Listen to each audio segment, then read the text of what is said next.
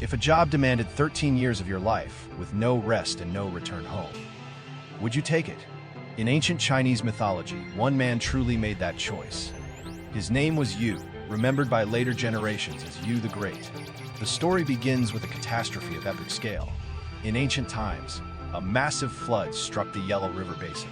The waters rose without end, swallowing farmland, tearing down homes, and forcing countless people from their lands. Many drowned outright.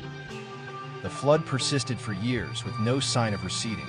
The tribal leader of the time, Shun, first sent Yu's father, Gun, to control the waters. Gun tried to block the flood, building dams and embankments to hold it back.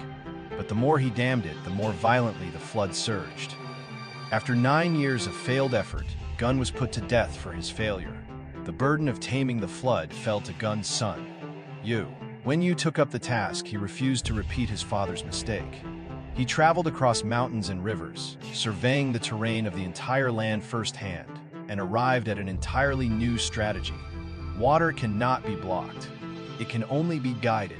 He led the people in carving new channels, cutting through 9 great rivers, directing the floodwaters toward the sea so the water had somewhere to go, rather than fighting it wall by wall.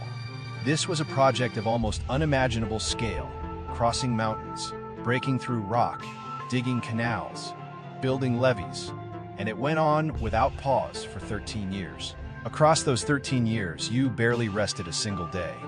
It is said that during his labors, he passed by his own home 3 separate times, and never once went inside. The first time, he heard his wife crying out in labor from within the house, and hurried past without stopping. The second time, his son could already call out "Father," and still, he did not go through the door. The third time, his son was already in his teens, and Yu only glanced at him from a distance before turning away again.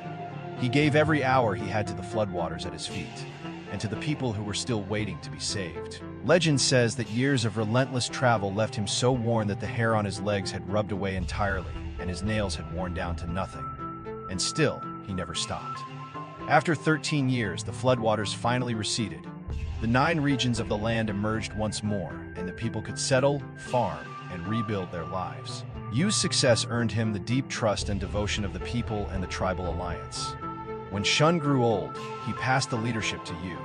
After taming the flood, Yu went on to found the first dynasty in Chinese history, the Xia dynasty.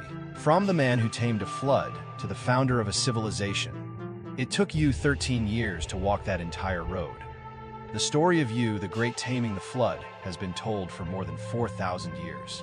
People remember him not only for controlling the flood, but because, faced with a disaster that seemed unsolvable, he chose to change his method rather than repeat the same mistake.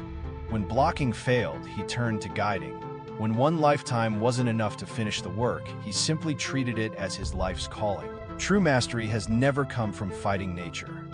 It comes from understanding it and learning to live alongside it.